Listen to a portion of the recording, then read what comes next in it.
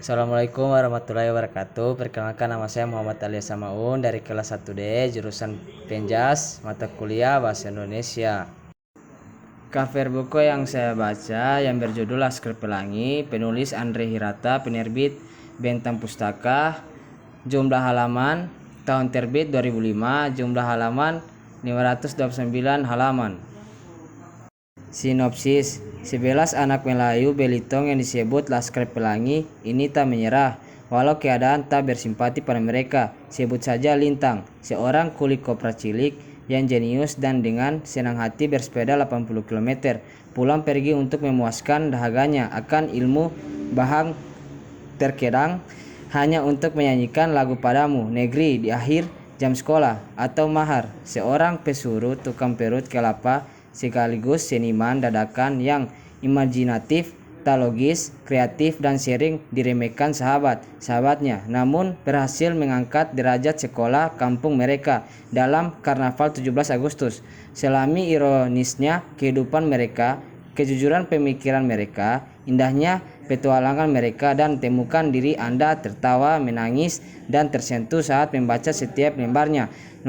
Novel ini dipersembah buat mereka yang meyakini the magic of childhood memories, dan khususnya juga buat siapa saja yang masih percaya akan adanya pintu keajaiban lain untuk mengubah dunia pendidikan. Di tengah upaya untuk tetap mempertahankan sekolah, mereka kembali harus menghadap tantangan yang besar.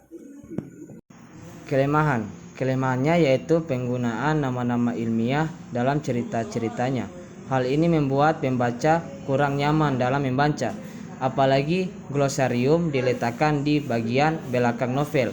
Hal ini menambah ketidakpraktisan memahami istilah-istilah ini. Selain itu, imajinasi pembaca bisa terhambat jika mereka tak memahami istilah-istilah tersebut. Alurnya yang tidak jelas, tidak seperti Harry Potter atau ayat-ayat cinta dengan alur yang enak diikuti. Cerita-cerita dalam Laskar Pelangi inaulur waktunya dibolak-balik sehingga membingungkan pembaca, apalagi tidak disebut tahun berapakah tiap-tiap peristiwa itu terjadi. Kelebihannya buku ini menceritakan tentang persahabatan dan setia kawan yang erat, dan juga mencakup pentingnya pendidikan yang begitu mendalam serta kisahnya yang mengharukan. Saran: berikut beberapa saran dari saya. Penggunaan nama-nama ilmiah dikurangi agar pembaca nyaman dalam membaca dan memahami maknanya, serta menyebutkan tahun di tiap-tiap peristiwa yang terjadi agar tidak membuat pembaca bingung dengan alurnya.